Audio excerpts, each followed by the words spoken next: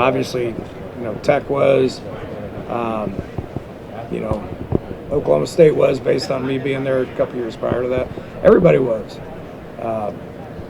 It's evolved, 10 years later. I mean, it's evolved, So there's air raid principles everywhere, and it ain't ever going to change. How much it's morphed into other offenses. I think each and every one of them is probably a little bit different. We've changed a lot over the last few years. Haven't lost sight of some of the principles that have been good to us, but we've changed an awful lot. How we practice, with how we call plays, with what the plays are, what the pre-snap stuff is. I mean, there's been a lot of change, and I think each and every one of the coaches that were a part of the air raid would say the same thing. Coach.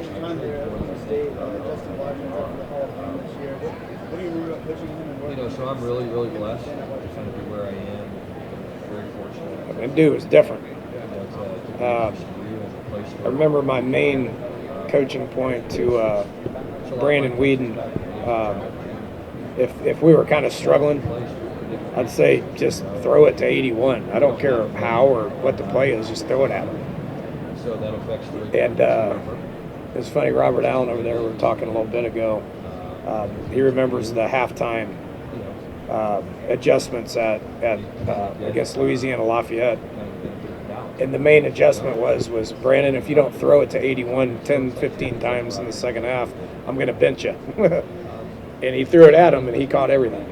He's a great player, man. It's sad how the NFL thing turned out. I don't know anything about that, but he's a special player. Coach, from afar, what did you think of the TCU Horned Frogs and just the job Coach Dykes did? I've followed it very closely, very closely. Obviously, me and Sonny competed against each other, at Houston SMU. 2 of the 3 years COVID we didn't play. But him taking that step to TCU. I've competed hard against TCU for a lot of years. But Sonny's my buddy, and watching him resurrect his career has been fun to watch. Good for him and his family. Making that switch and catching fire and winning some of those games, and I think gave hope to everybody. So not saying that anybody's going to duplicate what they did last year. That was pretty amazing. But I followed it closely. I did 100 interviews leading up into that championship game, and happy for him and Kate. I know Kate's running around here somewhere. Happy for them, and now I want to compete against them again. So the happiness is over.